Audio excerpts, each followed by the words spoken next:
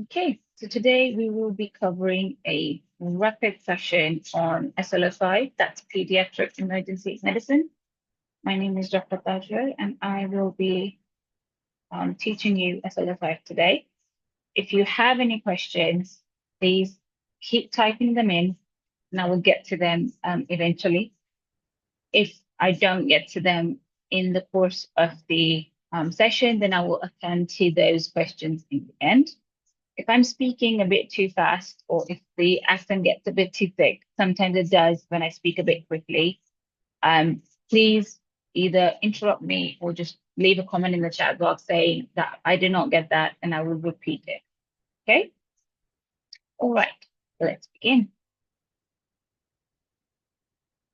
So we will be covering the important topics. This isn't a detailed session, so we are going to go a bit quicker. We will be going over recognizing acute conditions, specific illnesses. We'll do risk stratification, that is your traffic light system. Then we'll go over some of the pediatric algorithms, then some surgical emergencies and some medical emergencies, and then finish it off with trauma in kids, and then eventually non-accidental injuries. Okay, and this is going to be a review, so keep in mind that will only be mentioning like the important stuff that you're supposed to look for in your stems and the things that you need to know or what they have in the MCQs, like quick catchphrases that you should remember. Okay, so let's go on to specific illnesses. So the common illnesses that present with a fever and can be confusing in your MCQs are meningococcal disease, meningitis, and herpes simplex encephalitis. So how are you going to differentiate?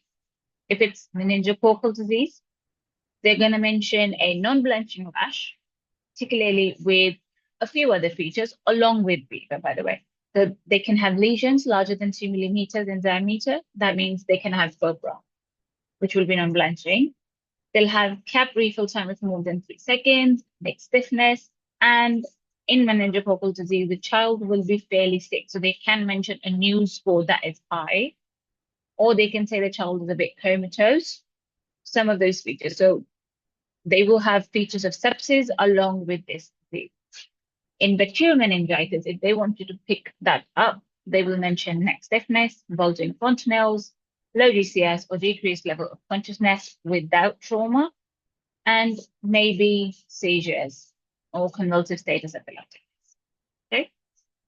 When it comes to herpes simplex encephalitis, you're going to see focal neurological signs, focal seizures, and decreased level of consciousness. So keep in mind, status epilepticus, convulsive status epilepticus is generalized. Okay, so it's going to be all over the body. If it's herpes simplex encephalitis, it's going to be focal. So it's going to be focal seizure, a part or a section of a body is seizing or focal neurological signs of it. Okay, then you've got a few other conditions that are commonly asked. Septic arthritis, we will go over septic arthritis in a bit detail, covering the cautious criteria, don't worry. But these are just quick points that you have. If you see them in an MCQ stem, you know what the diagnosis is. This is what the purpose of these slides are. Septic arthritis, so you've got swelling of a limb or a joint, not using an extremity, and non-weight bearing. Always keep in mind if they have fever alongside it, okay? So this is not without fever, this is with fever. With septic arthritis, please remember, it's not necessary to have fever in every child, but it does increase the likelihood of them having a septic arthritis if they do have it. Then you've got pneumonia.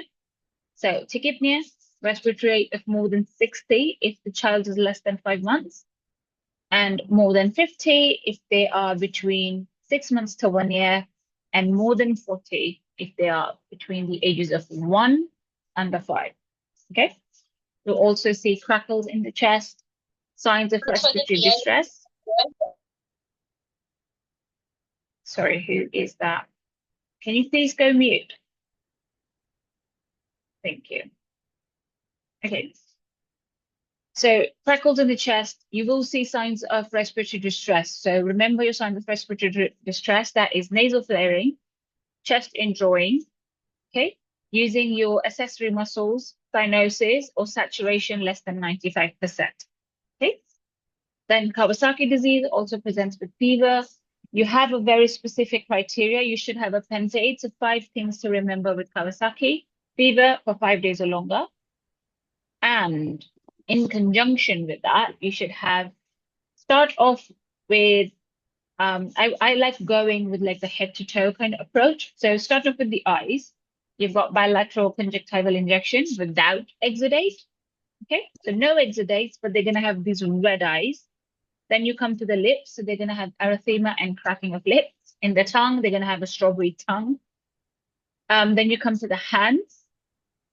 That will be edematous or swollen and red, erythematous as well, hands and feet. And then the lymph nodes, they're going to have cervical lymphadenopathy. And on the skin, they're going to have a polymorphous rash. So once again, fever for 5 days or longer. In the eyes, it's going to be bilateral conjunctival injection without exudate, erythema and cracking of lips, strawberry tongue, edema and erythema in hands and feet, polymorphous rash, and cervical lymphadenopathy. Okay. Now, please remember, children with having signs and symptoms suggesting pneumonia and who do not require a hospital admission do not need a routine chest X-ray or a follow-up chest X-ray as well. Okay.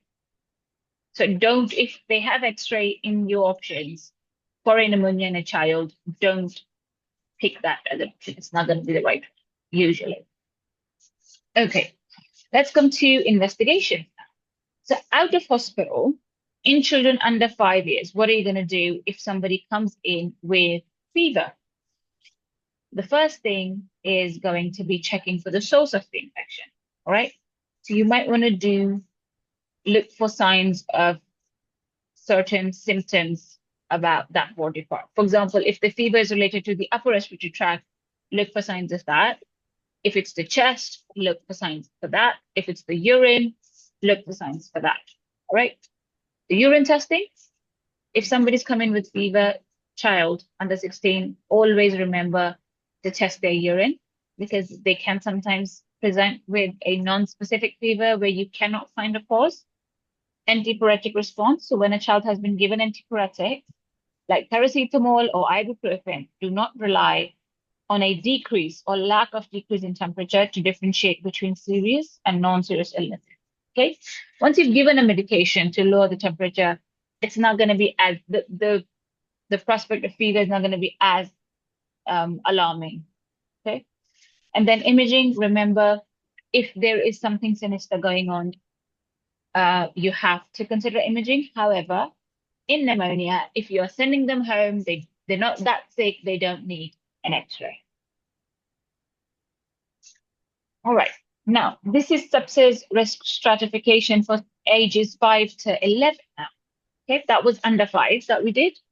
Now, after 5, you've got to consider color, behavior, respiratory rate, and heart rate. Okay. In color, look at the skin, the lips, and the tongue, which is basically your peripheral and your central cyanosis. If the child is of normal color, you are in the green, in the clear, you can breathe. If the child is either pale or the parent says they're pale, okay? It's either you can see they're pale or the parent says they're pale, then consider that amber. Red is when you can see the ashen malted appearance, blue lips and tongue, clearly cyanosis, clearly sick-looking child, that's a red. Behavior-wise, if the child has a normal behavior, good enough. If the child is a bit irritable and the parent notices that that's not his usual self, basically, then you should be concerned. And then the red is when the child is now visibly lethargic, not responding to social cues, and is not easily arousable. Okay, that's a red. Then you come to respiratory rate. If it's a normal respiratory rate, remember normal varies according to age. It's a green. Amber would be when a patient is tachypneic, so anything above 30, consider to give. Okay. And then red is going to be anything above 40 is bad. All right. Or if you want to remember it with age, it's usually 20 to 25 is going to be in the amber range, and then 25 to 30 is going to be in the red range, roughly speaking.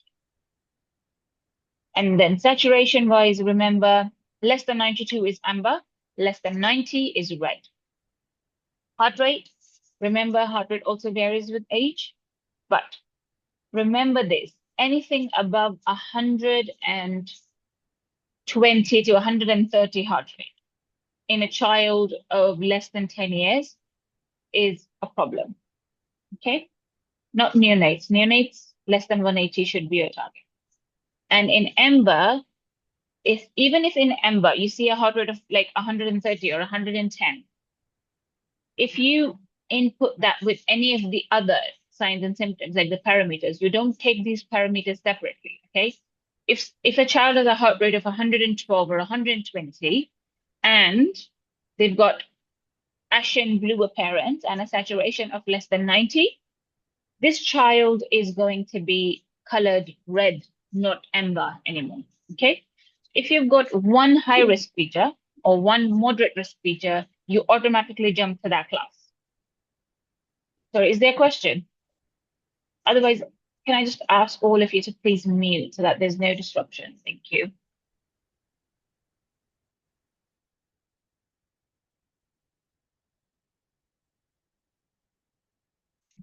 Okay, let's come to 12 to 17-year-olds.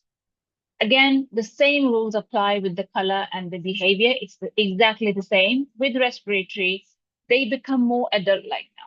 Okay, so a respiratory rate of more than 20 and a respiratory rate of more than 25, keep that in mind. Heart rate is going to be between 90 to 130, or if you're looking for arrhythmias and your blood pressure comes in around this age, so the blood pressure has to be either 91 to 100 systolic, or if it's less than 90 systolic, remember it's going to be amber. The other things when it comes to adolescent kids is no urine output for about 12 to 18 hours is going to be classified as amber. And no urine for about more than 18 hours or 2 days, roughly, 24 hours, 18, 24 hours is going to be a red high risk, along with your non-blanching rash and cyanosis. Okay. For pregnant women, please remember heart rate of 100 to 130 is considered moderate risk. Okay, so pregnancy already puts you at a tachycardic level. And so remember the heart rate for these adults and kids is going to be 100 to 130. Okay, all right. Happy so far? Any confusion, any question before we go on to the management plan of the red, yellow, green, or red, amber, and green traffic light system?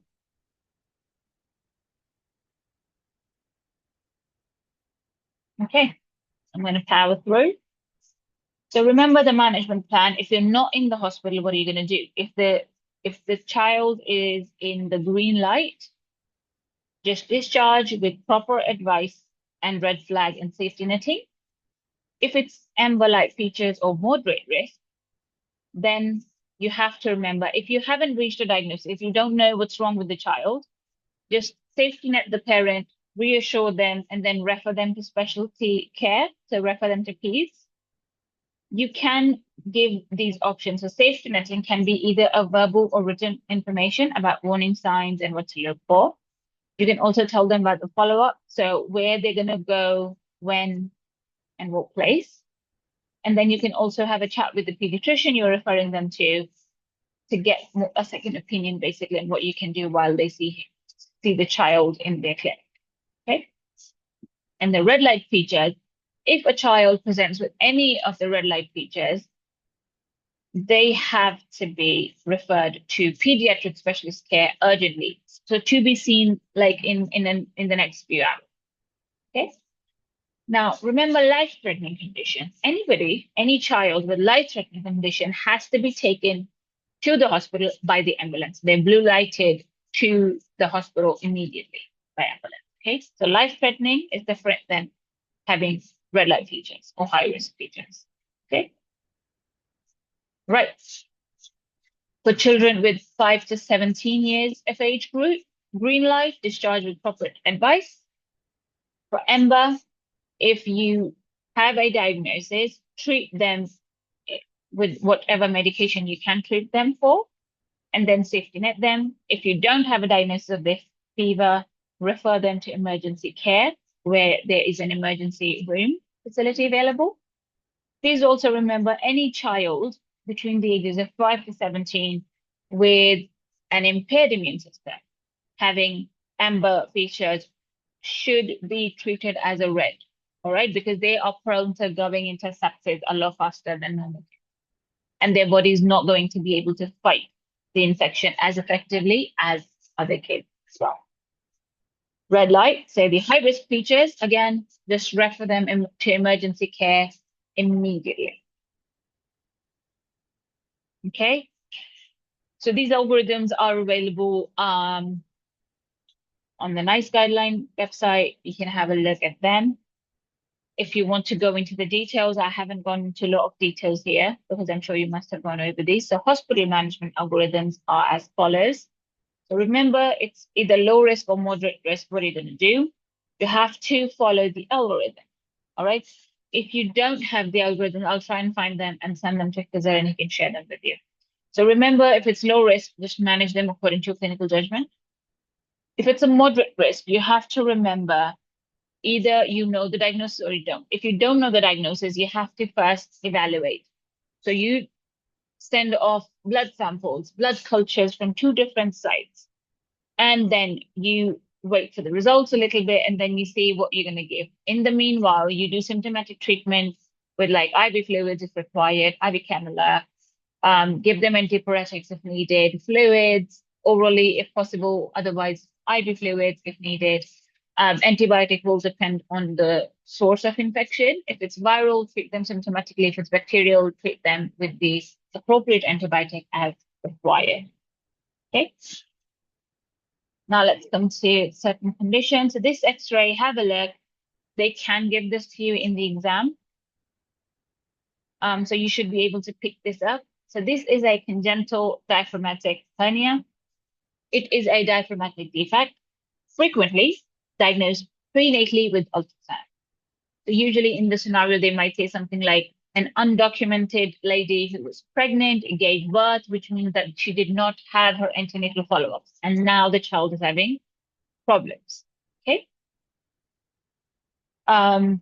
They are most commonly left-sided. Diaphragmatic defect allows your intra-abdominal contents to enter into the chest cavity. And this usually happens during the 2nd trimester, which can actually lead to pulmonary hyperplasia. So the child will need newborn resuscitation at birth. Assisted respiratory distress at birth, and they will have this characteristic seesaw-like respiratory pattern, which is when one lung is severely hyperplastic. So they have the seesaw-like appearance when they try and breathe. What's the management plan? So critically, you have to remember immediate intubation is required because they cannot get enough air. And then you have to involve pediatric surgeons to fix the problem, okay? You cannot use bag valve mask ventilation. Why? Because it will inflate the GI contents in the chest and further compromise ventilation. So remember, bag valve masking is not a good option for these kids. Right? Then we've got testicular pain. So testicular torsion is when the spermatic cord twists upon itself and can cut off the blood supply to the testicle. It is an acute emergency and it usually happens under the age of 20. Individuals with bell clapper deformity are predisposed. This is an MCQ, please remember this. Clinical features would be severe pain, out of reversion, by the way. Severe pain, not responding to painkillers very well, the patient can have nausea and vomiting. They can have swollen, tender, high-riding testes with abnormal transverse lie. Opposite testes lie horizontally, which is known as an angel sign. They can ask this. Loss of ipsilateral cremasteric reflex, and then a negative Kren sign. Look for all of these features in your MCQ stem if you are trying to pick testicular torsion as your final diagnosis. Okay. Elevating the testes will not relieve pain. That is what a negative Kren sign is. Okay. If the pain is relieved when you elevate the testes, that diagnosis is then epididymitis. Okay, that's not torsion. Torsion of your testicular appendage. Now, that is also a very common question that can come in your exam. Please remember. So the appendix testes, that's a little protrusion that you see alongside it, and the appendix epididymis. And these are all parts of the testes, by the way. So we're not talking about the appendix, we're talking about the testes. They can twist and lead to infarction. This is common in fairly young children, so 7 to 12 years. And clinically, the pain will be less severe and will respond a bit to your painkillers. You will not have any systemic symptoms like nausea and vomiting. And the thing that they will mention in your stem is going to be this blue dot sign. Okay, they might even give you a picture. I don't have one here, but have a look at it. They can give you a picture and they can mention this blue dot sign, which is infarcted appendage visible through your scrotal skin. Okay, so the diagnosis is going to be torsion of testicular appendage. This is your MCQ. Management-wise, you have to give them scrotal support and NSAIDs. Please remember, for suspected testicular torsion, surgical exploration should never be delayed for imaging, which means if in the diagnosis, you've made the diagnosis, and now they're asking you about a management plan, don't say Doppler, okay? If there's a high suspicion, then it's not going to be the imaging that takes precedence. It's going to be saving the testes, and you don't have a lot of time when the blood supply is cut off before the tissue becomes necrotic. So urgent surgical exploration is the answer. All right. So you explore surgically, and then with intraoperative measures, you untwist the testes, and then you fix them so that they don't twist themselves again. And we usually fix both sides because somebody having a testicular torsion on one side can have it the other side. Oh, I do have a picture. I'm sorry, I forgot. So yeah, this is what you're looking at. This is the picture that they can give you sometimes. So keep in mind the blue dot sign. All right. Paraphimosis, a urological emergency. So remember about paraphimosis is when your foreskin, and this happens in uncircumcised people. So if a person is uncircumcised, they have extra excessive foreskin, which is retracted and, left behind the glans penis. What happens is basically when you retract the foreskin, it acts like a rubber band around the glans penis. And that rubber band kind of is restricting the blood flow.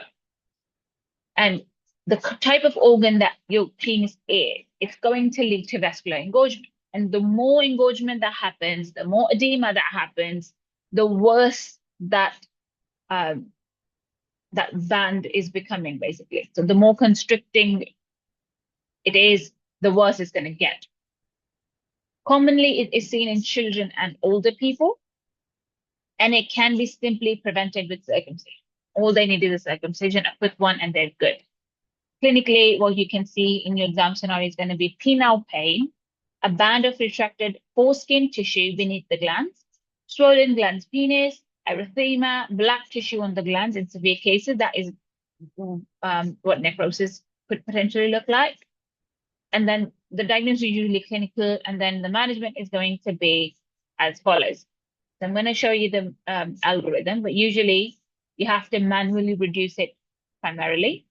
If it doesn't work, then you have to do a surgical intervention. So step one is going to be gentle compression with saline-soaked swab, followed by reduction of the prepuce over the gland. So you have to try to get that band of foreskin off, basically. That's what you're trying to do. Reduce the swelling and it should be good. How can you reduce it? Either do a saline soaked compression. You can do ice, manual compression as well, basically asking the patient to squeeze the glands for about 5 to 30 minutes or use a gloved hand until swelling improves. Osmotic reduction is another option where you can try with like dextrose water to reduce it. If that doesn't work, you can try puncture techniques, which is when you put multiple holes in the foreskin to allow exudation of the fluid, and that can reduce the swelling, basically relieving that pressure, or injection of hyaluronidase prior to compression reduction. You might have to give them local anesthesia for this one, right? And then the third step is going to be surgical, where you do a dorsal slit ring incision on the dorsal aspect of the penis to relieve the tightness. And for the long-term management, you have to consider circumcision. That's not your job, that's the surgeon's job. Okay? So 1, gentle compression, you can either do ice, manual, or osmotic. 2, puncture technique to relieve some of that fluid. And 3 is going to be dorsal slit procedure, where you slit the ring and allow to relieve that pressure or that tightness. Happy so far? Any questions before we go on to ENT related emergencies?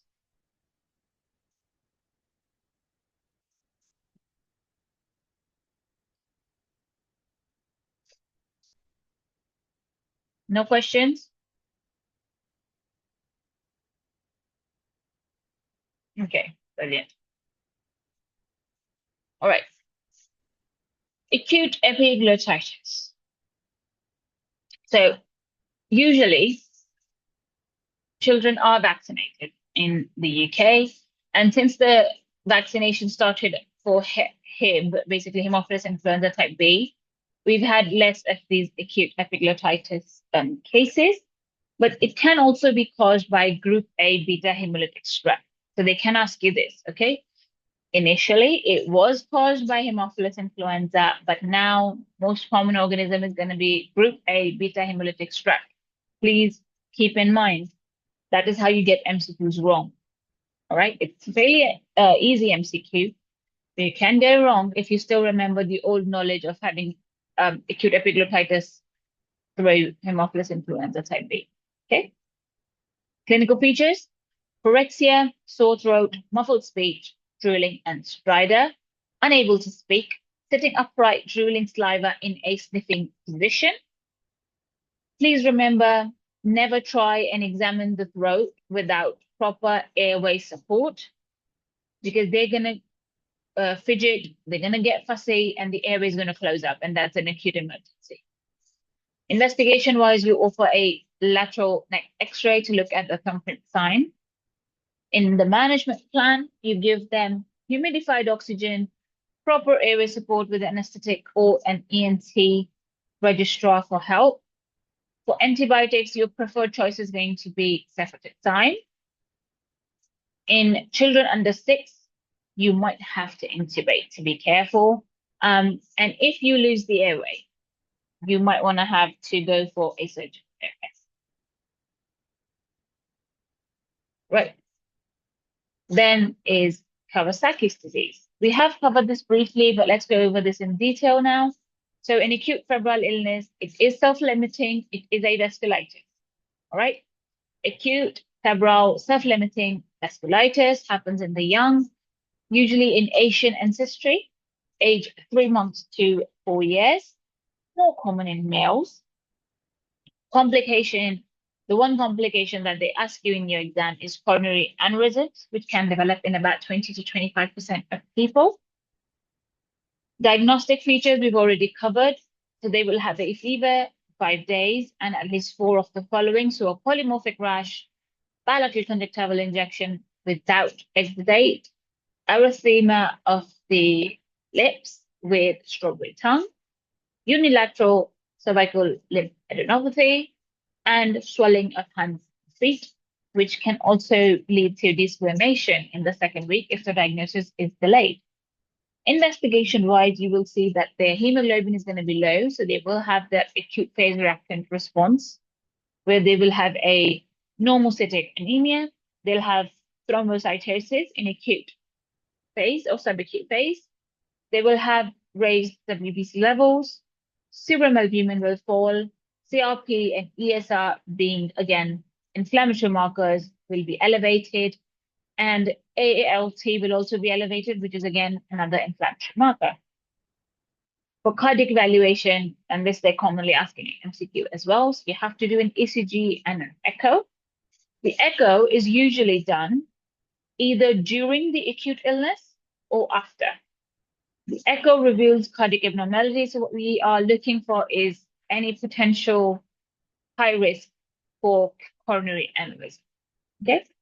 Treatment-wise, you can give them IV, sorry, IV immunoglobulins or aspirin. In resistant cases, you might have to give them steroids or tumor necrosis factor alpha inhibitors, which can help in this condition. Okay, let's move on to child abuse. So we've got a few things related to NAI that they can ask you in these MCQs. Firstly, we're going to talk about head injuries, then wounds, and then burns. Okay, so bruising patterns that will suggest non-accidental injury. Number one, bruising over the medial aspect, so inside of your upper arm or thigh. Okay, the reason why it's on the inside, if you imagine holding or grabbing a child, automatically your fingers end up on the inside, right? The medial side. That's why that is considered an NAI. Okay, so bruises over the medial aspect of your upper arm or thigh, bruises in non-mobile babies. So non-mobile babies should not have any bruises. Bruises on non-bony parts of the body or face, including eyes, ears, and buttocks. So they're not supposed to have these bruises. The exception is going to be Mongolian spots. That is a blue colored spot, which looks like a very large bruise on a buttock of a child, a toddler as well. That will be present at birth. That is an exception.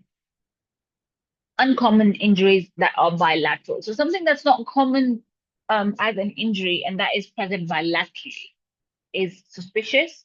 Then is finger imprinting. So it can be a slap mark, fingers, or a pinch or a teeth. You have to look for all of these.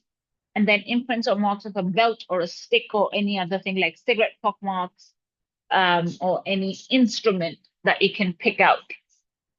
That could be a red flag. Normal findings, like I said, bruises over the knees and the shins in toddlers.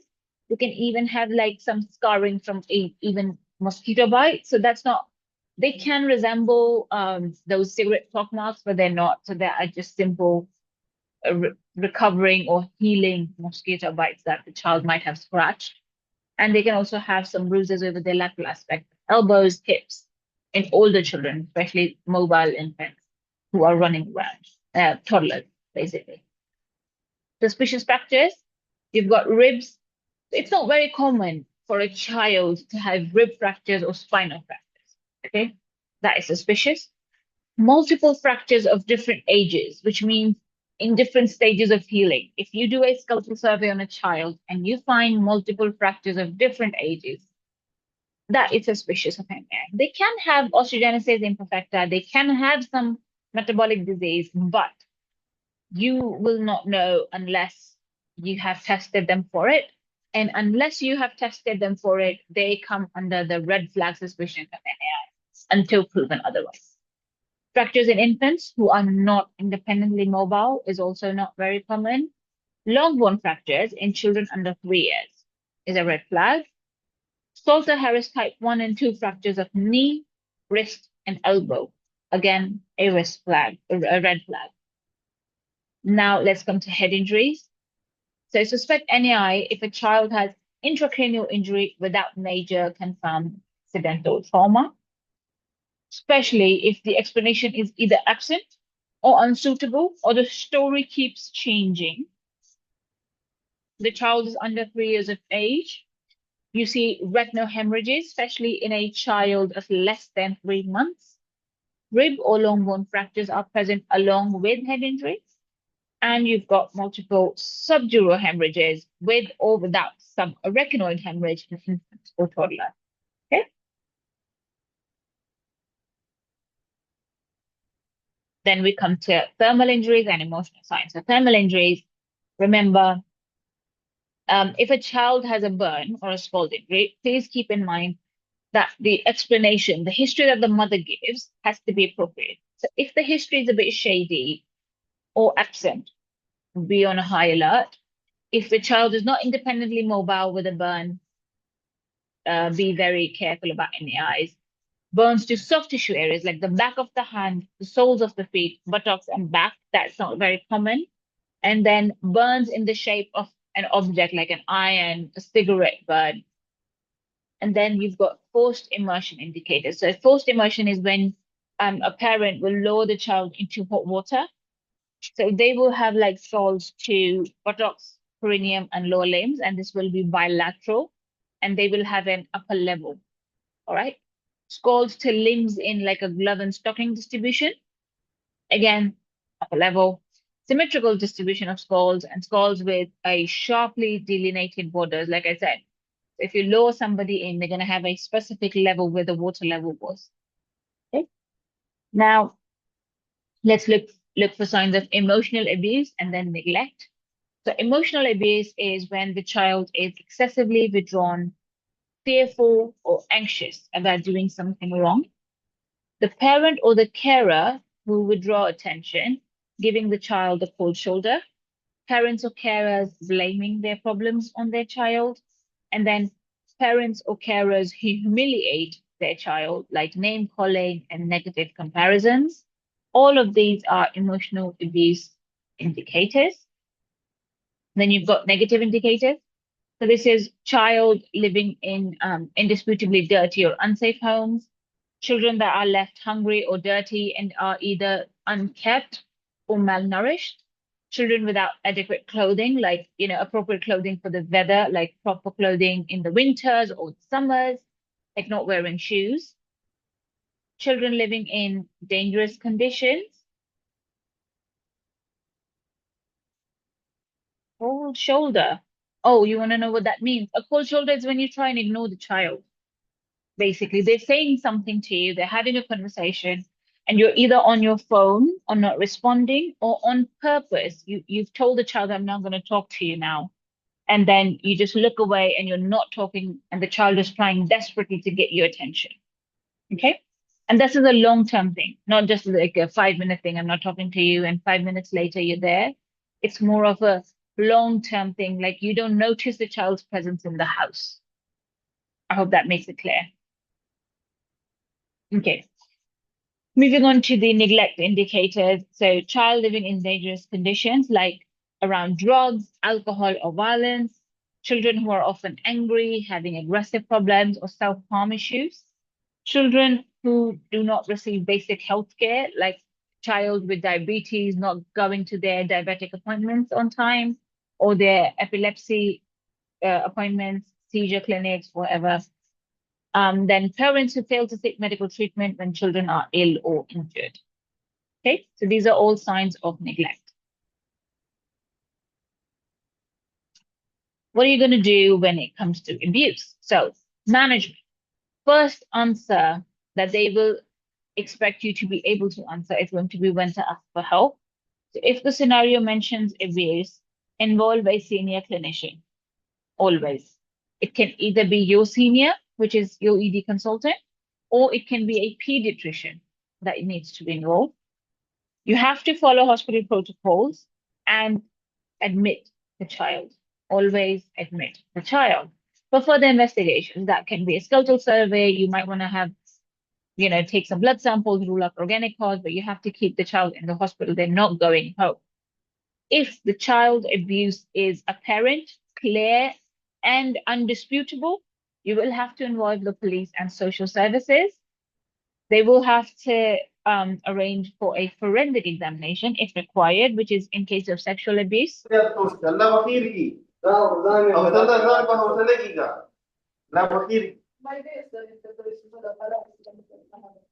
So can I ask whoever is on mute to please mute themselves? Thank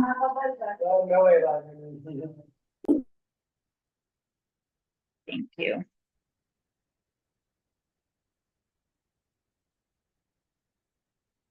Right, sorry, where was I? Okay. Yeah, so arrangement for forensic examination if required.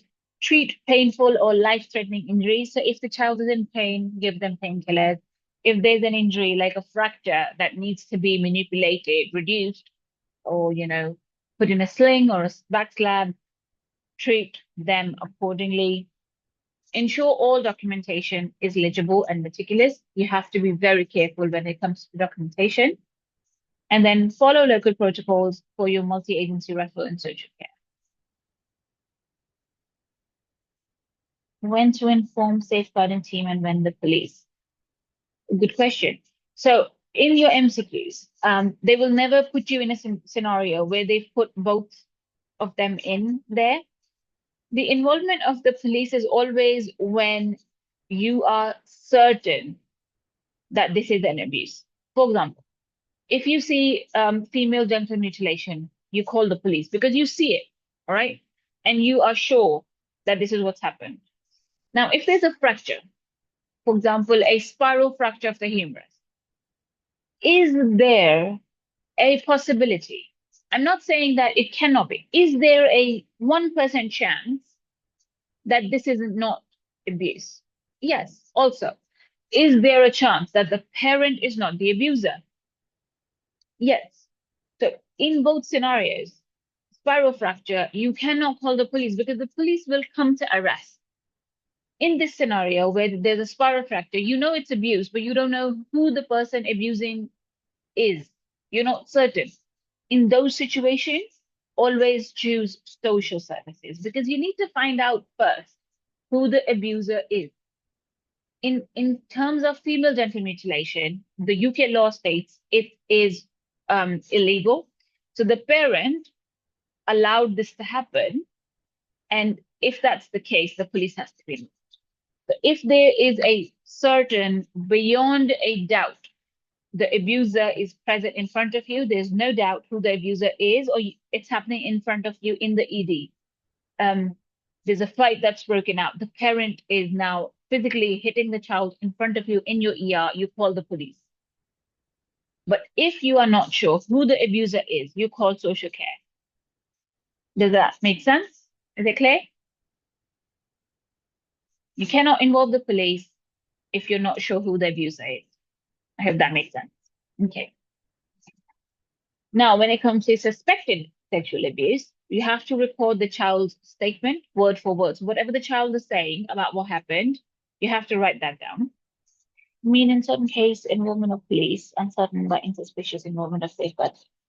Yeah, certain case, police have to come in. No questions are asked.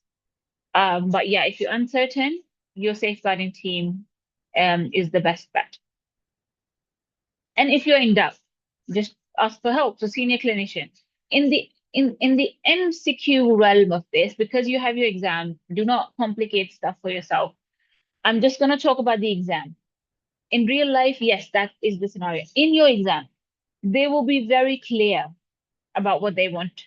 Okay. They will not usually put social care and police together, but if they have, you should be able to very clearly pick out what to involve by knowing if it's certain who the abuser is. So if in the scenario, they tell you the abuser is the father, clearly, not suspicion, be very careful.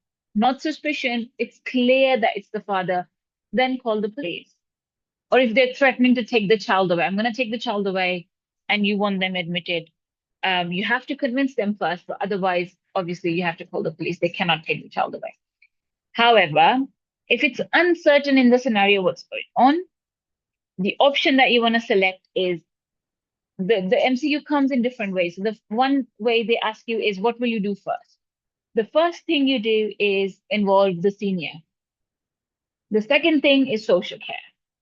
So if they say you've involved your senior, they have admitted him for workup, blah, blah, blah, what are you going to do next? It's going to be social care. Okay, I hope that makes sense.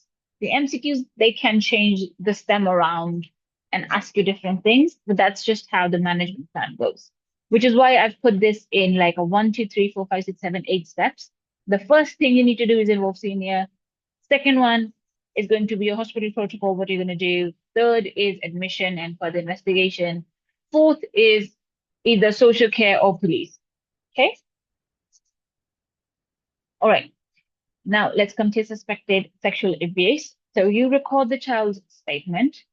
You don't perform a genital examination. Please remember that. You do involve the senior doctor earlier on.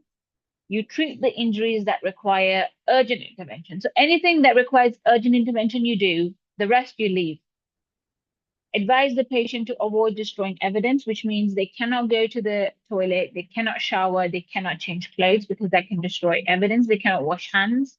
They do have to take a sample from underneath the nails, skin samples. Refer urgently to a specialist in forensic assessment for sexual assaults. So they are the ones that take the samples, okay? Police or a SARC referral, which is your sexual assault referral center, they arrange for specialist assessment. So you do a SARC referral or you involve police. Both will not be present in the MCQ, remember this, in the STEM or the options. So it's either police or SARC, and they will do themselves the sampling, the examination, and then documentation, all of it, they will do themselves. Arrange follow-up for STIs and psychological support. So for the follow-up, you do have to arrange and tell them that they can come back to the SARC clinic, SARC centers for further support and STI management. Sexual abuse. Remember that both boys and girls can be affected, and the abuser is often a male relative or a carer known to the child. What to look for in your MCQ scenario where sexual abuse is intended. So there can be injuries to your genitalia or anus, perineal pain, discharge, or bleeding. They can have new developed endometriosis. So it's not endometriosis when the child is not even potty trained. Okay, a completely potty trained child who was not bedwetting before has now started bedwetting is a behavioral change. Okay. Incorporate says inappropriate sexual behavior, or you can have a child that's telling you that they've experienced sexual abuse if they're old enough to. If a child is presenting with STIs and they're not even sexually active yet, if a very minor, a child or a minor is pregnant and then they're having repeated UTIs, you look for signs of sexual abuse. Okay. All right. Happy with NAI? I think that's the last slide for NAI. Any questions?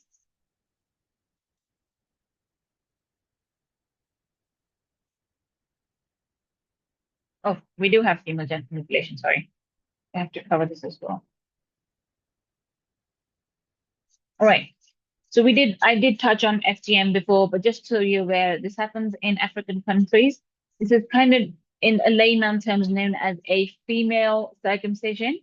It is illegal unless it is a surgical operation necessary for physical or mental health. Illegal to arrange for a UK national or a resident to be taken overseas for female genital mutilation. Okay?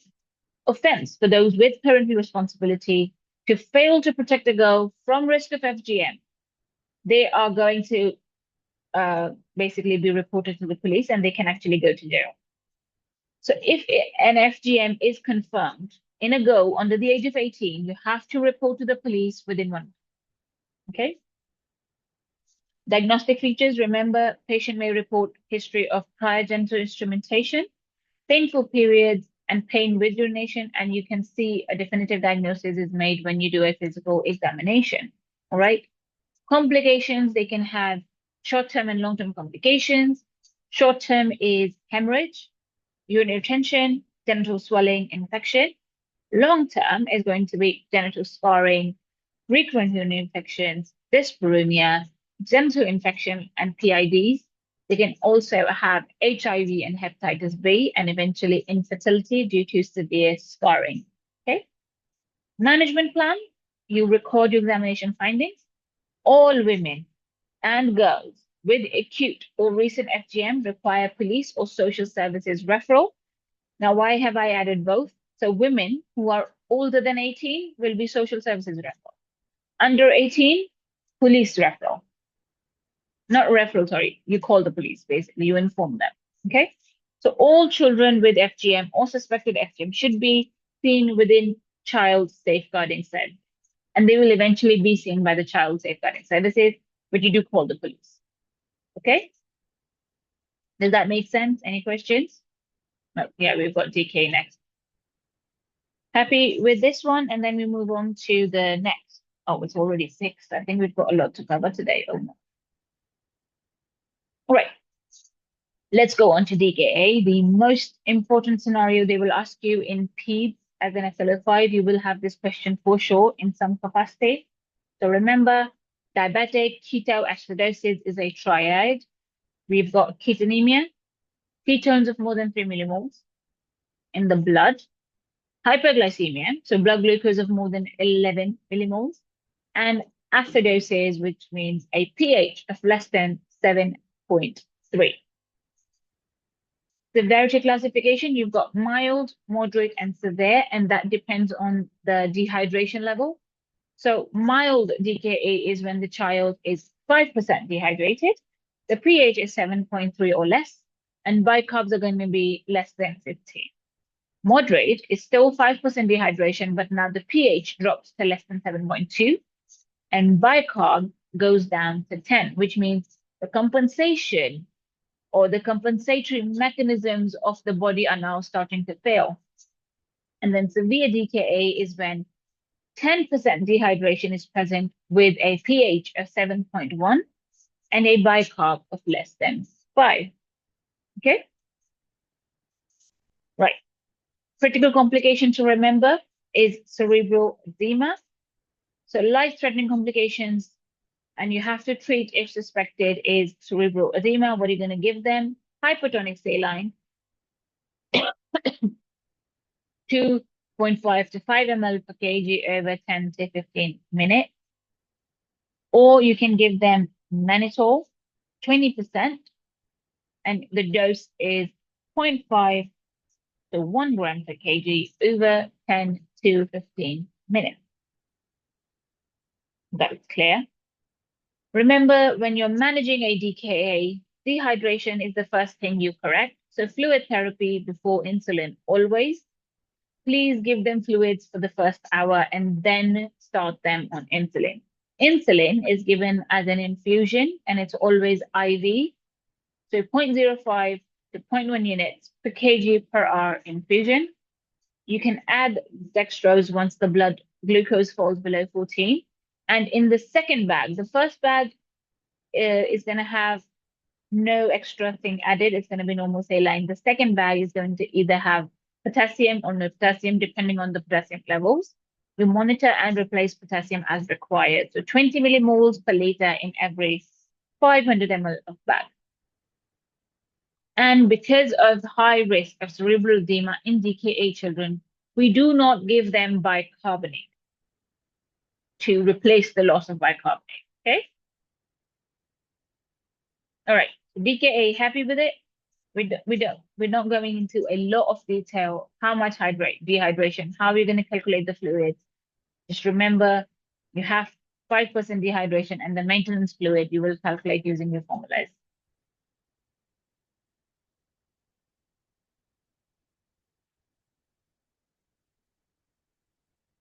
All right.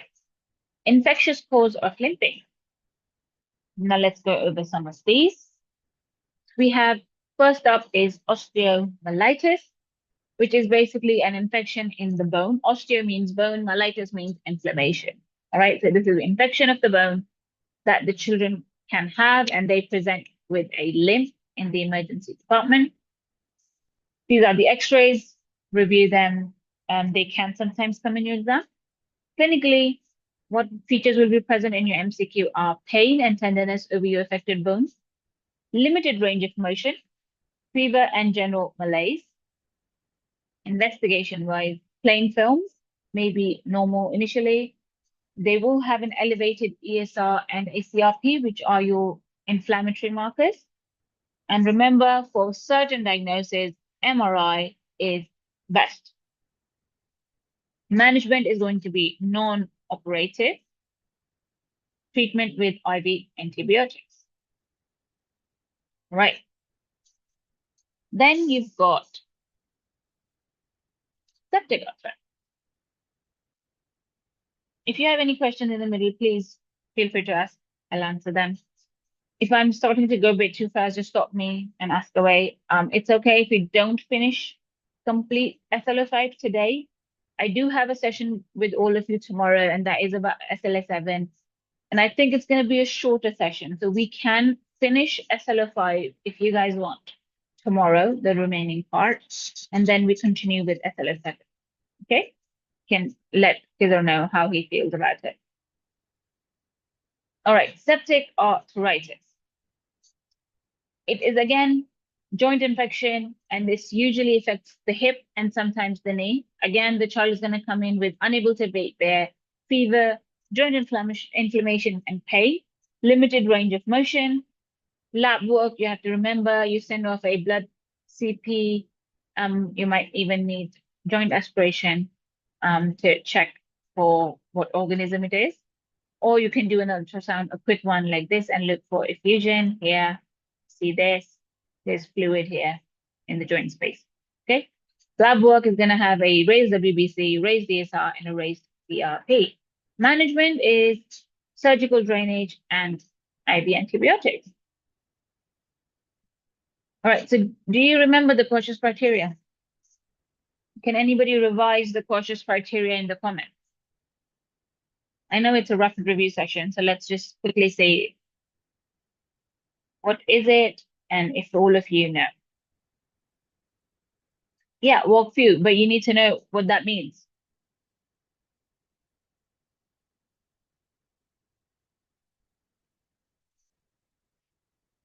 Unable to walk and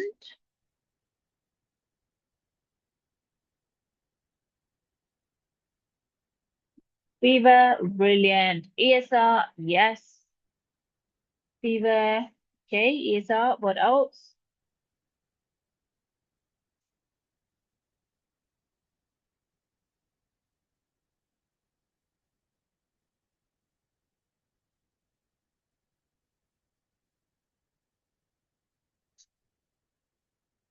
Good.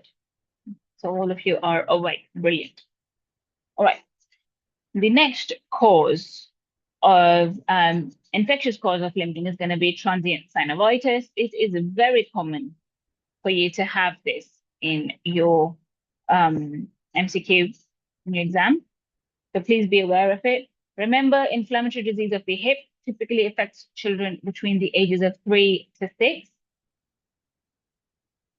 Often they can have a respiratory illness or a viral illness before this happens. However, they can also have transient synovitis without the upper respiratory or the viral illness. So do not just look for that in this time. Okay, sometimes they will not give you that, and the answer is still transient synovitis. Okay, so don't just look for this as a for sure marker of having transient synovitis. Okay, then you've got clinical features. So child appears well, afebrile or low-grade fever, mild restriction of hip movement. These are the features you're looking for. Don't just rely on this one. Investigations, ultrasound to look for effusion. And here again, you see this black area is where the fluid is, normal or mildly elevated inflammatory markers. And management is going to be reassurance and NSAIDs. Okay, so there we go. We've got the cautious criteria, which will differentiate septic arthritis from transient synovitis. So inability to walk, fever of more than 38.5, ESR of more than 40, WBCs of more than 12,000. And remember, if you've got no predictor, it's less likely to be septic arthritis. If you've got two predictors, it's 40%.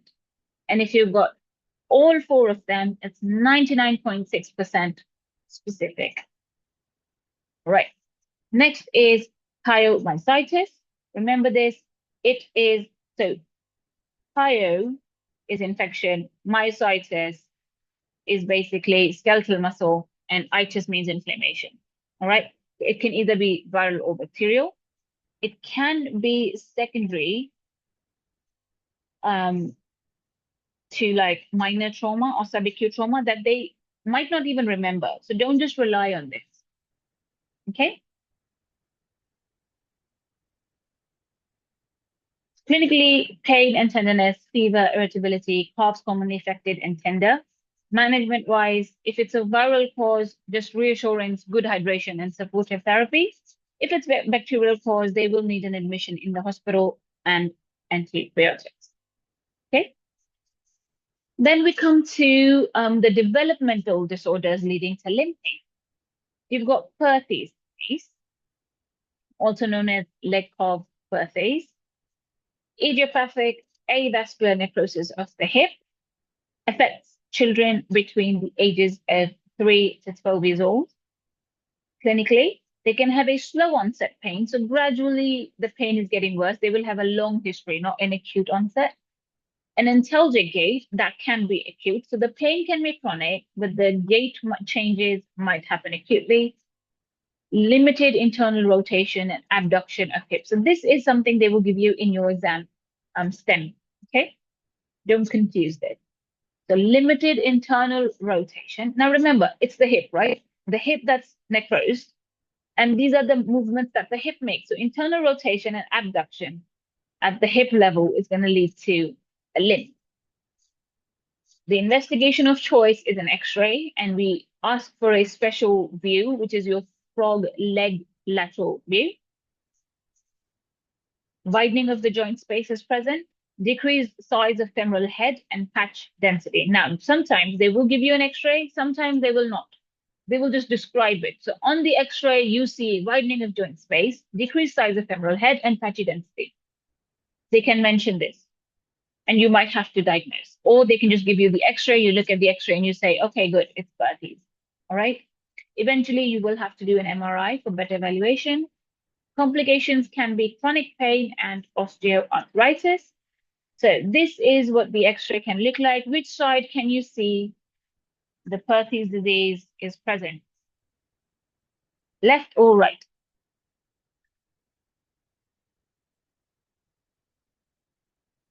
Brilliant. So yeah, the left is more apparent, but there's a possibility it could be the right as well. We don't know it yet because sometimes it cannot appear on the X-ray in earlier um, cases. Okay.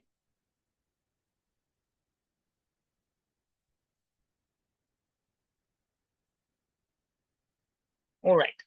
Let's go to SUFI. The slipped upper femoral epiphysis, displacement of your femoral epiphysis from the metaphysis is what's happening. It is more common in overweight children or tall and lean children as well, like very tall kind of kids. Typically affects children between the ages of 10 to 15 years old. So they are a bit older. So if he's a bit older, Perthes a bit younger. Clinically, they will have severe pain. So you have to give them good pain relief. External rotated. So if we go back here, look at this. The Perthes, internal rotation. Okay.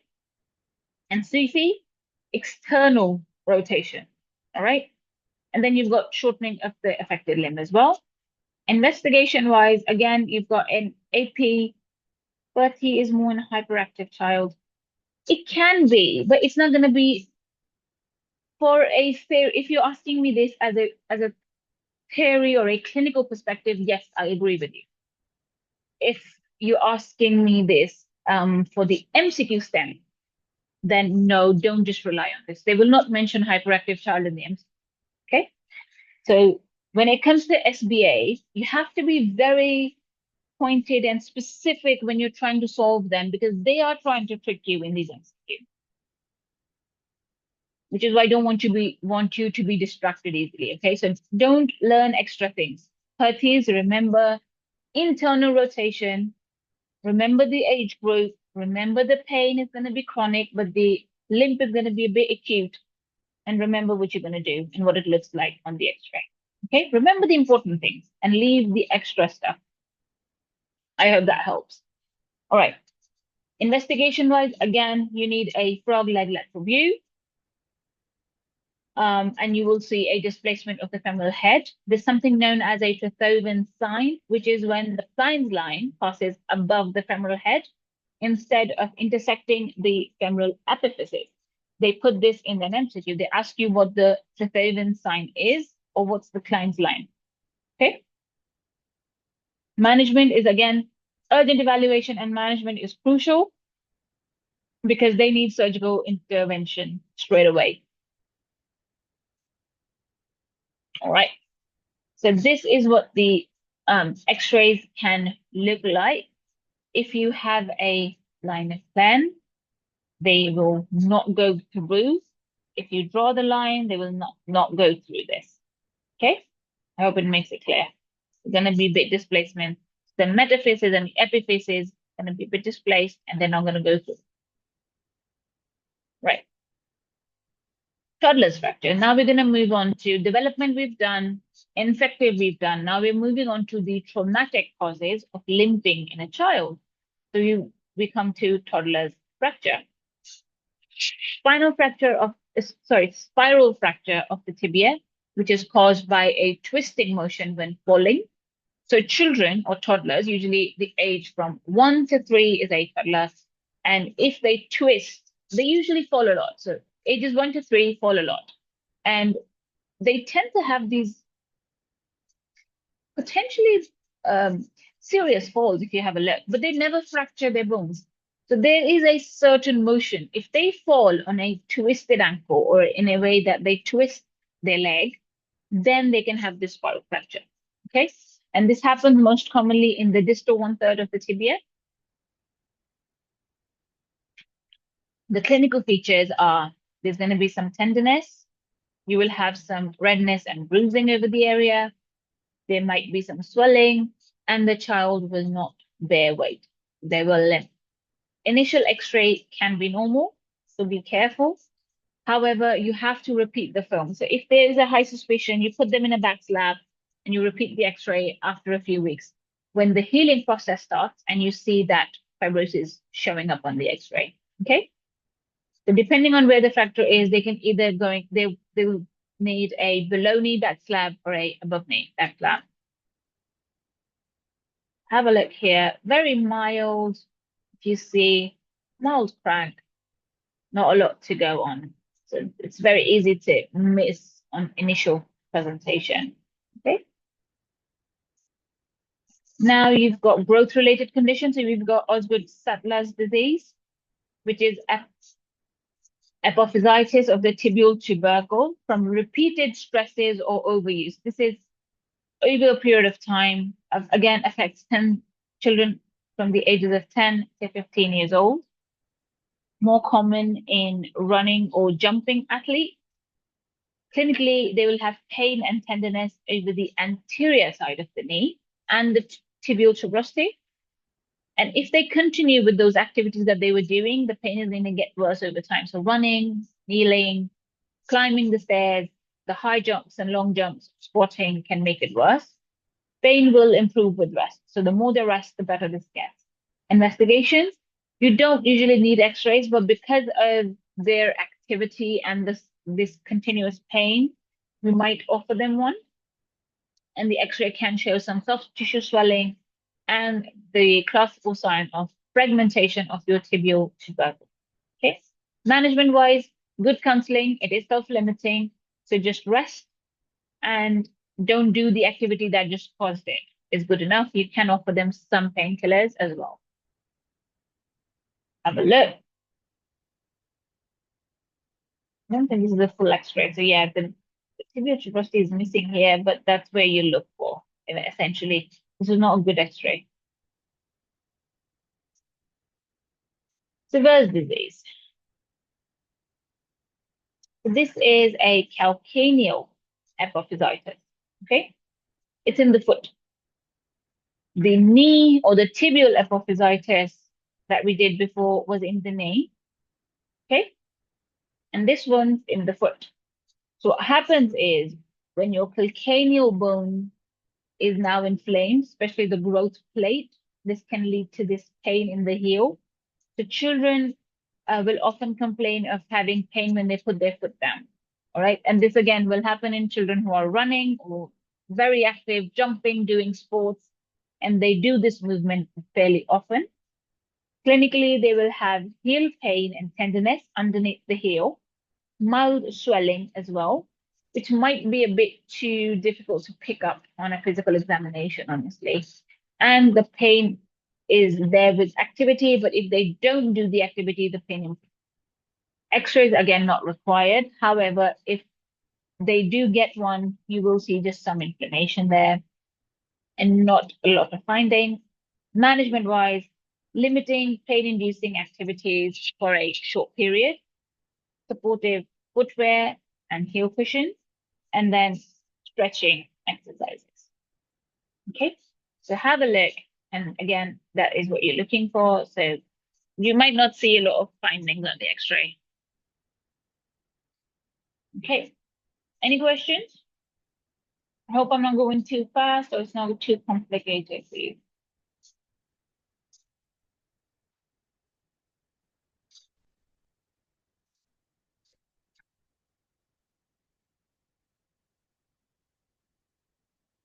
Okay. All right, let's do Salter-Harris. They can sometimes ask you this. So Salter-Harris classification, type 1, 2, 3, 4. The most common one is, the most common one is type 2. Type 1 is when the fracture plane passes all the way through the growth plate, not involving the bone. So it's just that the epiphysis and the metaphysis are separate, and it's going to be fairly difficult to pick up this X-ray or this fracture, sorry, on X-ray. Type 2 is when the fracture line goes from the physis to the metaphysis, so you can actually see it. Type 3 is when it's gone down to the epiphysis, and then type 4 is through and through, and you can see the whole fracture like chip off. The bone can actually chip off when it's full. Okay, let's have a look at this in terms of a diagram. Again, type 1, through the growth plate. If you can see my arrow, follow it along. Type 2 is when it was going through the growth plate, but then it goes up into the metaphysis. Okay. Type 3 goes down, so through the growth plate and then goes down to the epiphysis. Okay. Type 4 is a vertical one. So it's not horizontal anymore. It's gone up and down, both. And then type 5 is when it goes through and then presses on itself. So you see this gap here, right? When the epiphysis and the metaphysis are separate, that's type 1. But type 5 is when there is shortening of the bone. So the fracture was so severe that the bone fragments, both of them, kind of collapsed into each other, and now there's bone shortening. Okay? In type 5 kind of injuries, you actually have to separate the bone parts and then put them together to get the desired length of the bone. Otherwise, they're going to have shortening as a complication long term. Okay. On the X-ray, how do you interpret that? So type 1 is fracture through the growth plate, like I said, often difficult to see on X-ray. Diagnosis is clinical, which is basically a toddler's fracture. So this is where we are when it comes to toddler's fracture. Type 2 are your other types of fracture that we see. So if physis to metaphysis goes up, triangular metaphyseal fragments are present. If you see this, again, metaphysis, physis, which is the growth plate, epiphysis, and then the joint. And this is a fracture line, as you can see.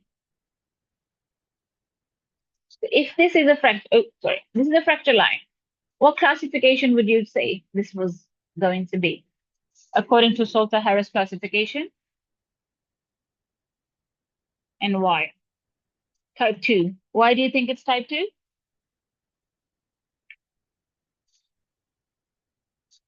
Yeah, so it's going from the physis to the metaphysis, okay? Not epi to meta, it's physis, okay? So growth plate to meta, not epiphysis. Keep that in mind. All right, type 3 and 4. So type 3 is when it goes to the epiphysis, which is going down. Intra-articular fracture, so it is going to involve the joint space. And type 3 and 4, remember, is always going to be surgical. Type 4, again, the fracture goes through and through, becomes vertical, up and down. High risk for growth disturbances because it can actually also cause shortening sometimes. Usually requires surgical fixation, like I said. So here, if you can see, can you pick up, is it Salter Harris 3 or 4?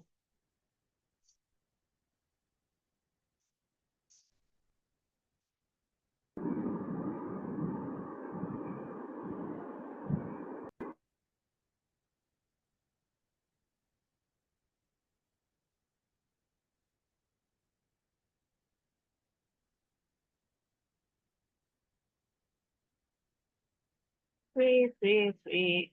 Okay, fair enough.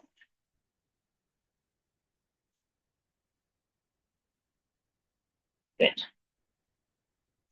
I think the concept is there. Oh, sorry. All right.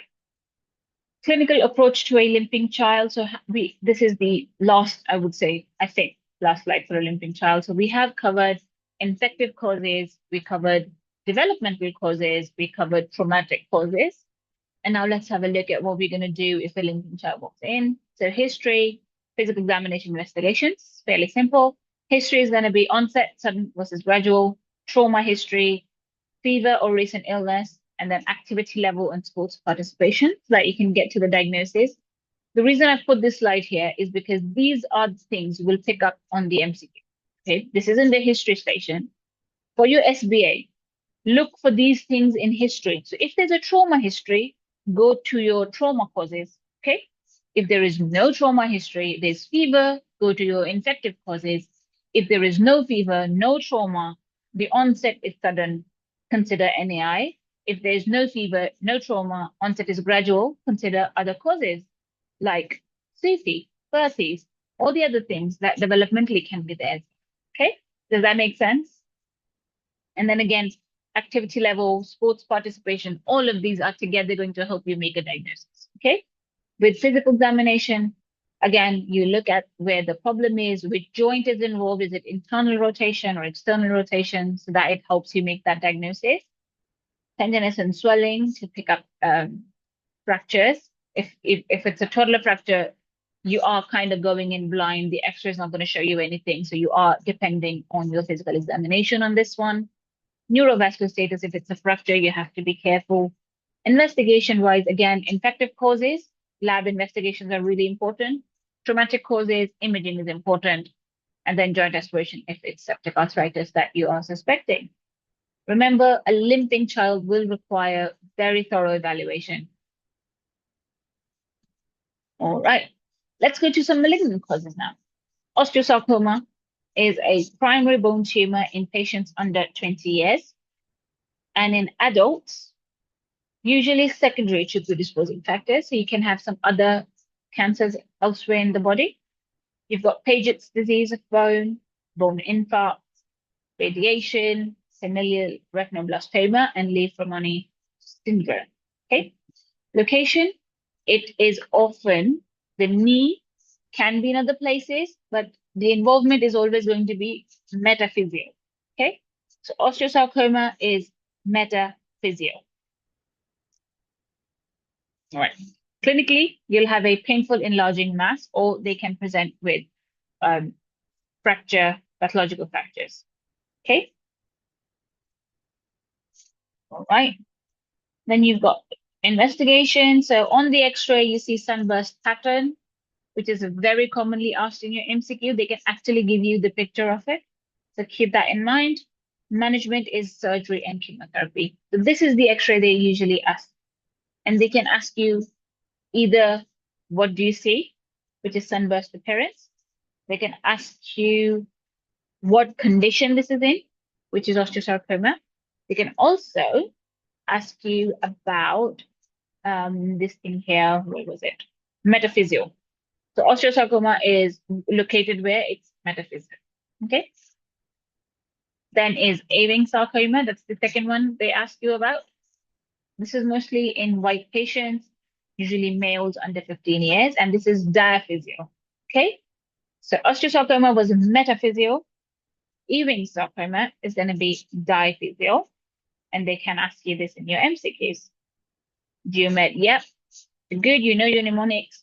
It's just that I usually don't rely very heavily on mnemonics. The reason for me is that I would remember the mnemonic, I would just forget what it stands for.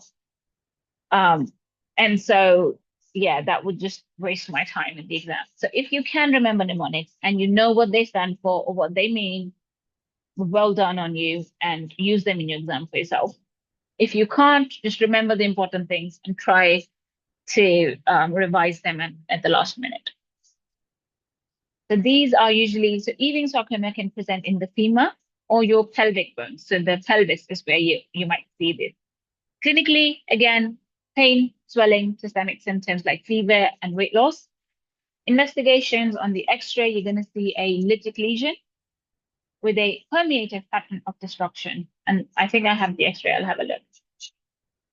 Management is chemotherapy and obviously surgery or radiation as required. So here you go. This is what it looks like. You will see these, and this is diaphysio. Okay? Metaphyseal, diaphysio, remember these. Lytic lesions. And osteosarcoma is sunburst. Right. Then we've got giant cell tumor, the third one in the series, usually in slightly older people. Okay? Yeah, onion peel is for Ewing's, by the way. That's what you see. So Ewing sarcoma is going to be onion peel. Giant cell tumor, 20 to 40 years of age. And this is epiphyseal of long bones. Again, it's going to be in your knee region. It is locally aggressive. I'm sorry, who is on mute? If you are on mute, please mute yourself. Thank you. Okay, sorry. So this is again locally aggressive benign tumor, so you don't have to worry about this one. However, the question that they can ask you is this one, rank L lesion. So neoplastic mononuclear cells that express rank L and reactive multinucleated giant osteoclast-like cells. That is why we call this giant cell tumor. Investigation on the X-ray, you will see a soap bubble appearance. And again, radiotherapy and chemotherapy is the management mainly. So this is what it looks like, a cobblestone or a soap bubble appearance where you see all of these air bubbles present. Okay, that's what it looks like. All right. Dr. Tajwid, can you show the Ewing sarcoma, please? Again, please. Sure. So this is the Ewing's. Okay, this is what it can look like. These are the X-rays that usually they can give you in your exam. Don't just rely on the X-rays in the exam, by the way. If you cannot pick up the diagnosis on just the X-ray, read the STEM again. They will give you some clue. They will give you something from all of these and just to get you to make the diagnosis, okay? Okay, thank you. All right, let's go to the last slide. Oh, we do have this. Oh, no, we didn't go to the last slide. Oh, we have a lot more to cover, sorry. Okay, now let's just quickly revise all of these limps because they are important and they will be in your exam. So infectious causes, again, you have to remember cautious criteria, septic until proven otherwise. Okay. Developmentally, you've got CT have a differential for them. Traumatic, the toddler's factor, remember your Salter-Harris classification and management accordingly. And then growth-related conditions like Osgood-Scheffler, which is the knee, apophysitis, and the Sever's disease is your calcaneal apophysitis. Okay. All right. Moving on to surgical. We have some neonatal conditions now that they can ask you in your exam. So Hirschsprung's disease is a neonatal condition which can present with abdominal distension, failure to pass meconium within the first 48 hours of life, repeated vomiting, and often associated with Down syndrome. All right. These 4 features are what you can expect to see in your what do you call it? In your MCQ stamp. Okay. So keep that in mind. Diagnostic approach, raised WBCs, plain abdominal X-ray showing obstruction, anal rectal manometry, and then For definitive diagnosis, you need a rectal biopsy. Now, it depends. They can usually, the neonatal questions are usually going to be about diagnosis and less about diagnostic approach, unless they're asking about immediate resuscitation. Okay, so keep that in mind. Nearly half of all infants with Hirschsprung disease do not pass meconium within 36 hours. Okay, so if a child is not passing meconium, you have to check for two things. One, do they have Hirschsprung disease? And two, are they Down syndrome or potentially having Down syndrome? Okay. Complications and management. So you've got enterocolitis, a serious complication where they can present with severe pain, fever, pain in the sense that the child is inconsolably crying, foul smelling, bloody diarrhea, and vomiting. If it's not recognized early, they can go into sepsis and they can have gut perforation and necrosis as well. In management, if there's obstruction, you have to rehydrate them, put in an NG or an OG tube, intestinal decompression is necessary, NPO, and the cessation of overfeeding. For enterocolitis, you have to give them antibiotics and aggressive IV rehydration. When it comes to surgery, there's something known as Swenson's procedure, where we actually operate to fix this.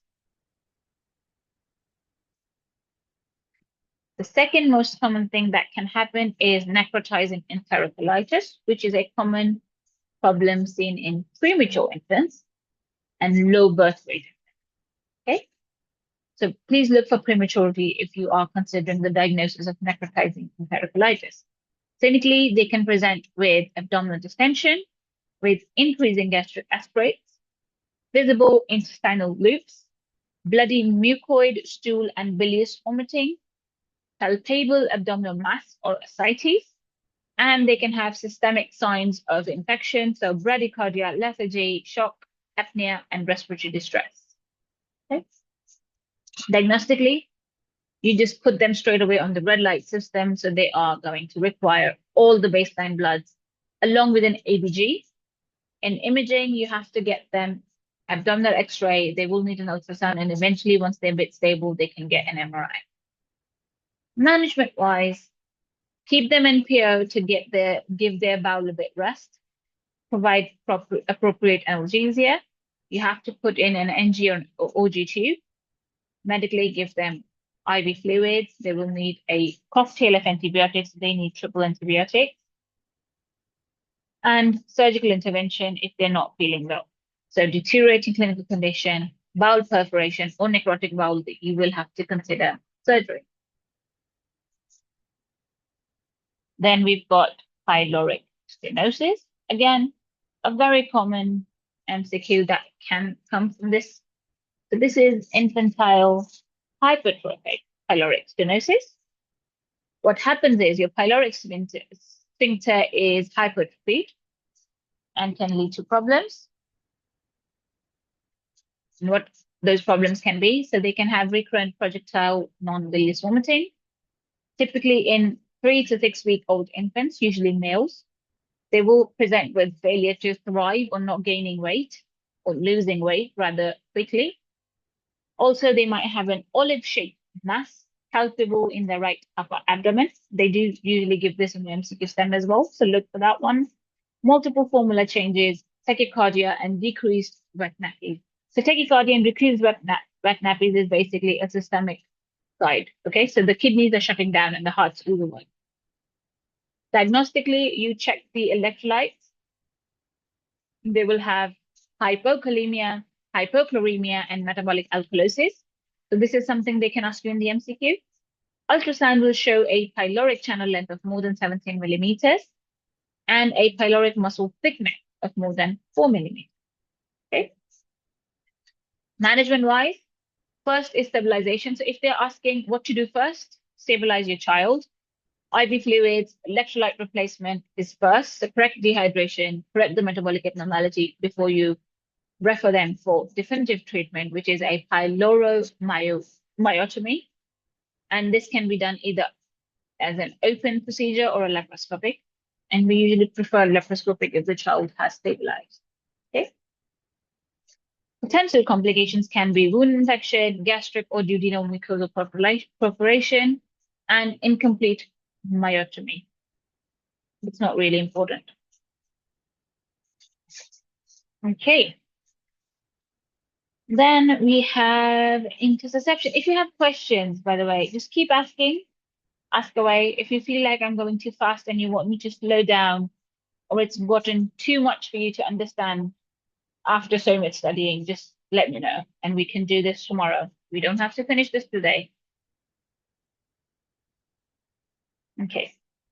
Intussusception in babies and toddlers. Now, intussusception, you will have a question from all of these conditions. You will have questions. So don't worry about this being important. You're going to have few questions from each condition, at least 1 to 2 maximum. Okay. Intussusception, the classical triad, please remember, episodic screaming with drawing up of legs, but in between the episodes, the child might be completely vomiting. It can be bilious and red currant jelly stools. This is not really important. So remember, in the MCQ stem, they might not always say red currant jelly stools. Okay, they might not even say bloody diarrhea even. So keep that in mind. Diagnostic approach, the thing they add up, other than this triad, I would say is completely normal between episodes. That's something they have started adding. So remember, if they are during that episode, they're going to be screaming, drawing up their legs, but once that episode passes, they're fine. Diagnostic approach is going to be an abdominal X-ray, ultrasound. You can also get a contrast enema. It is contraindicated if intra-abdominal air is present, so keep in mind. And then CT scan in selected cases if the intussusception has not resolved. Now, how are we going to manage it?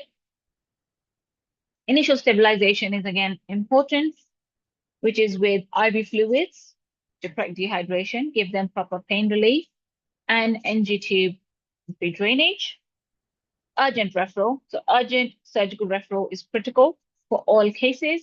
And definitive treatment is going to be to relieve the intussusception. Okay. You can do this by two methods. One is conservative, the other is surgical.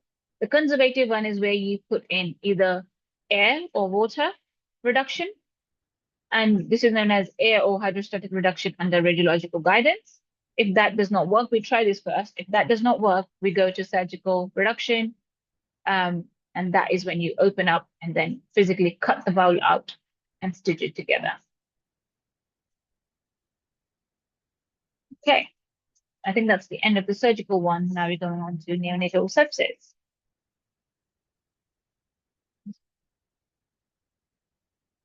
When to do air and when surgical, always do air first. Okay, look, in children, just remember, surgery is not our first choice if we have conservative options. Okay, so if a child is going to respond, we are going to offer them non-conservative, non-operative things first. Okay, so there are a few conditions. Like first intussusception, the first time this is happening, you give them the non-operative option. Okay, if the gut has necrosis, then a non-operative option is not going to work. Okay, so if there's necrosis, if the intussusception has been there for too long, the child is in sepsis, and the gut has died now, then you do have to cut that part of the dead part of the gut out, and that's going to be surgical. But unless that has happened, you always offer them a non-operative option first, and then the operative one. I hope that makes it clear. Neonatal infection, neonatal sepsis. So remember, neonatal infection can lead to life-threatening sepsis, and we divide it into early onset and late onset. So early onset sepsis is within the first 72 hours of birth. And the most common pathogens are the ones that are present in the mother's vaginal canal. So that is group B strep and E. coli. The late onset sepsis is after 72 hours of birth. And the most common pathogens are Staph aureus and coagulase negative staphylococci. Okay. Early recognition and prompt treatment are essential. Please remember, children deteriorate a lot faster than adults. Right, you've got your red flags. So, suspected or confirmed infection in another baby in case of multiple pregnancy is a red flag. Other risk factors would include invasive GBS infection in previous baby, the last baby or the sibling, or in the mother. If she was GBS positive, is going to be a risk factor. Preterm birth following a spontaneous labor before 37 weeks, so it's a premature labor. Confirmed PROM, so premature rupture of membranes for longer than 18 hours. Or confirmed pre-PROM, which is for more than 24 hours, where at term. So there are two things. Preterm birth with premature rupture of membranes, and then preterm birth at term with more than 24 hours of rupture of membrane. Then you've got intrapartum fever. So the mother had a fever when she was going to give birth. And then clinical diagnosis of chorioamnionitis, which happens when there's a rupture of membranes and they are infected now. Clinical indicators. So red flags here would be apnea, which is when the child stops breathing, seizures, resuscitation required or mechanical ventilation required for the baby at birth, or signs of shock. Others can be altered behavior, floppiness, difficulty in feeding, abnormal heart rate, so severe brady or tachycardia, signs of respiratory distress. Again, the signs of respiratory distress would be nasal flaring, trouble breathing, where they've got severe tachypnea, can have some stridor, can have indrawing of their ribs or use of accessory muscles. They can also present with hypoxia or persistent pulmonary hypertension. They can have jaundice, which can be pathological within the first 24 hours of birth. So your physiological jaundice will always be after 24 hours of birth. Okay. And they could be hypo or hyperthermic. Investigations. So before you give them antibiotics, classify them according to the traffic light system and then do the sepsis 6 protocol on them. Okay. What is the sepsis 6 protocol? Does anybody remember? Give three, take three.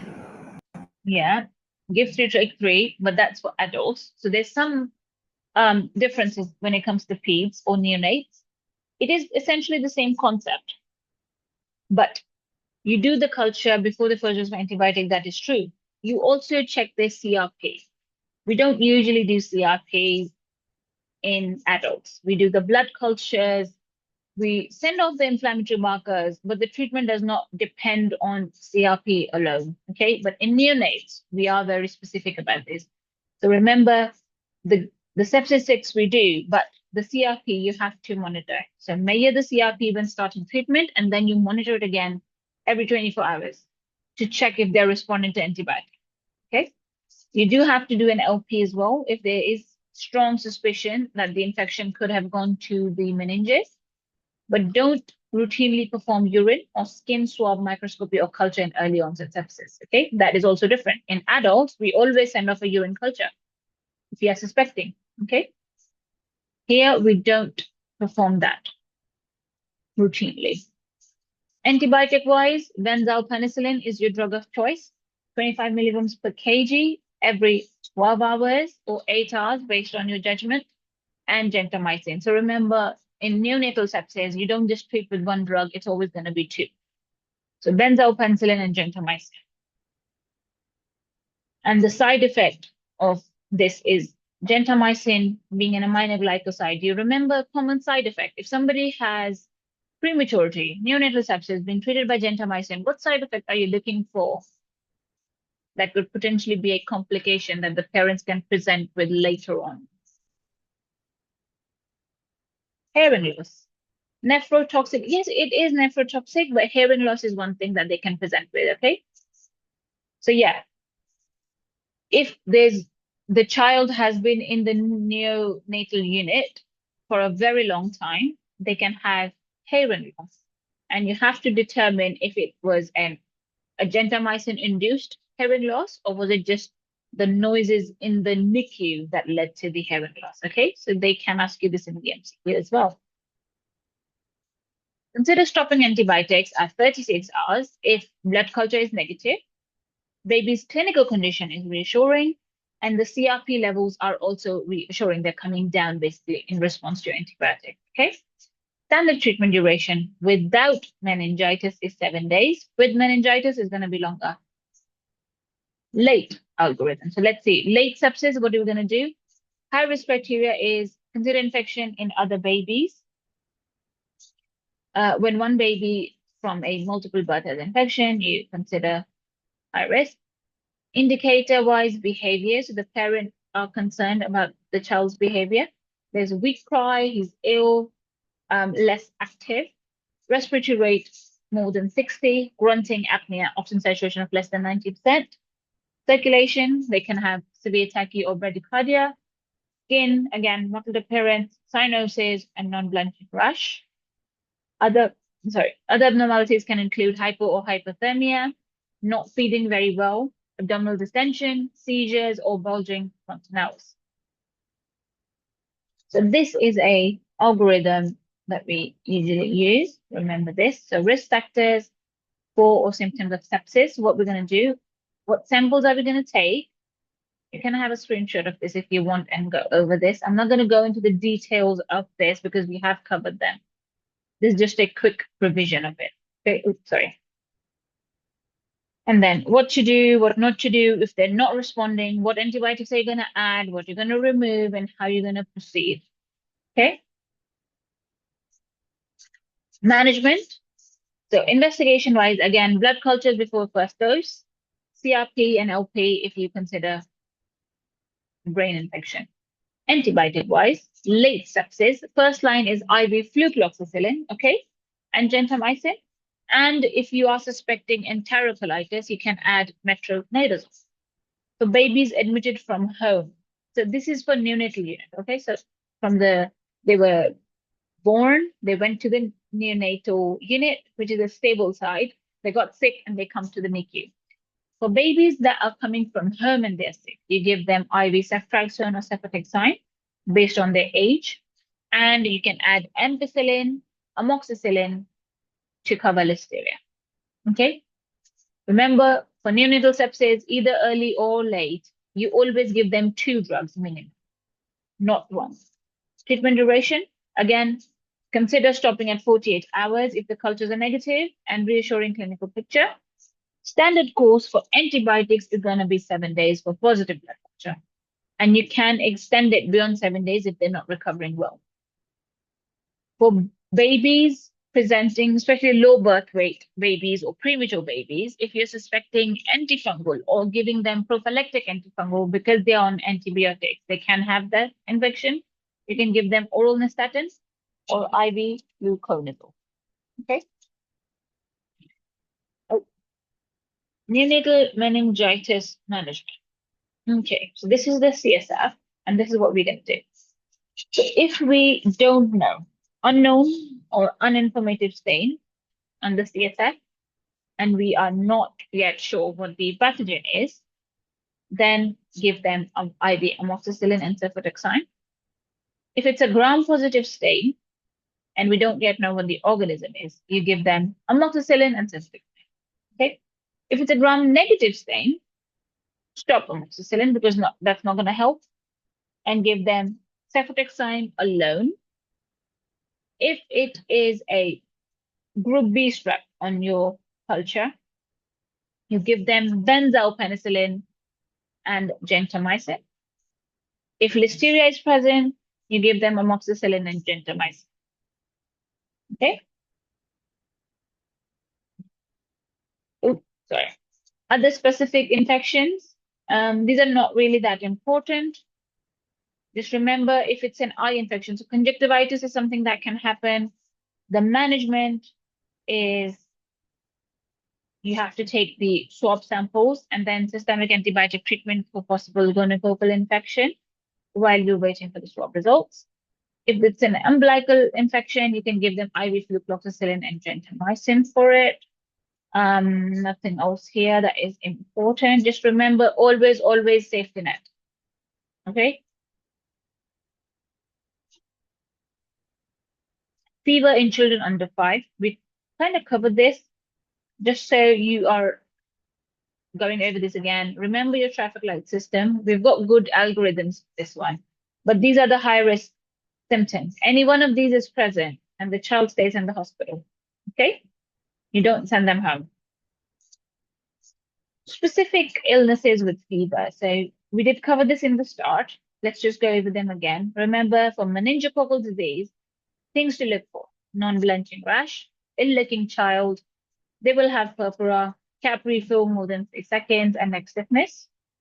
For bacterial meningitis, you will see neck stiffness, bulging fontanelle. They might have those kerning, Badinsky sign mentioned in the stem or not mentioned in the stem, not necessary.